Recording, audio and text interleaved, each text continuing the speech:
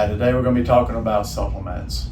Now, last week we talked about whole food versus synthetic supplements, and that's important. If you haven't seen that, go back and watch our video. But today we're going to be talking about which supplements you really should be taking. There's 4 primary supplements that you should be taking. I call them my 4 core. Obviously, right out of the base, you should be eating a good, healthy diet, and that means lots of fruits and vegetables and baker broiled meats. But because of our farming practices, a lot of our soils don't have the nutrients in it that it should have, and that's causing us to have vegetables and fruits that are a little bit deficient in the vitamins and minerals that we need. So let's just start with the first one. The first one, of course, is a high quality multivitamin. Personally, I like a whole food multivitamin more than I do a synthetic vitamin, but there are some high quality synthetic vitamins out there. Again, just don't go to Walmart, Walgreens, and buy a bunch of junk off the shelves. But you want something that's going to be a broad base with it. It's going to cover all the different nutrients that you need. And it helps run all kinds of enzymatic reactions inside your body. The second one, of course, is a big one. This is D3 with vitamin K2. You need to have K2 with your D3.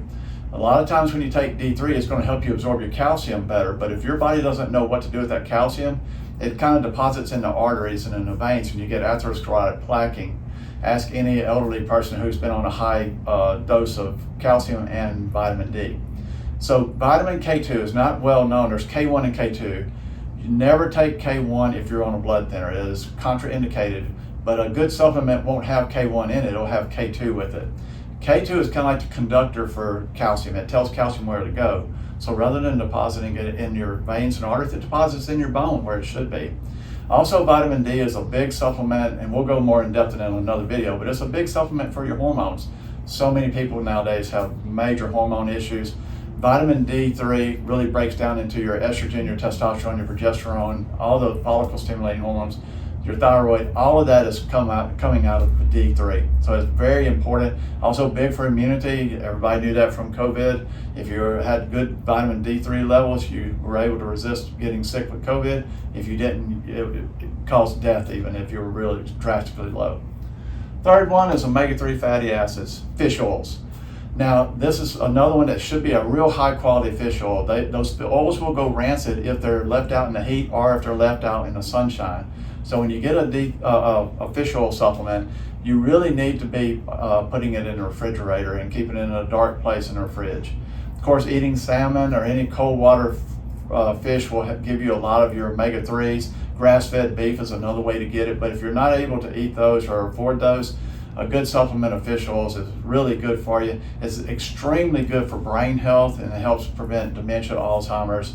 And it's just a good immune booster for your body. The last one, which is kind of not known as well as it should be to most people, is magnesium.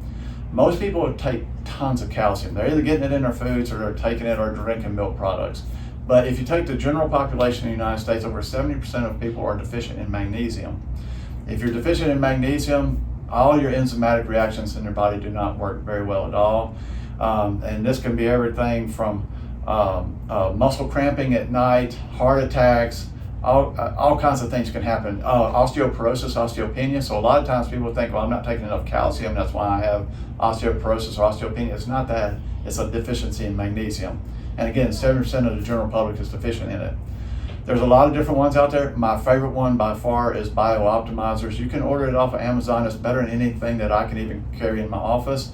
I take it personally. There's 7 different forms of magnesium, and that capsule has all 7 forms, and you're looking at 2 capsules a day. So those are my core 4. From that, if you cover those bases, a lot of times you're going to be pretty healthy, more than the average person. And if there is something that you need to kind of boost your immune system or help with certain enzymatic reactions in your body, we can definitely address that. But I would start with these and go from there. So thank you. If you have any other questions, please come see us at Trinity Chiropractic. We actually know quite a bit about nutrition, and we can help you with your nutritional needs. Thank you.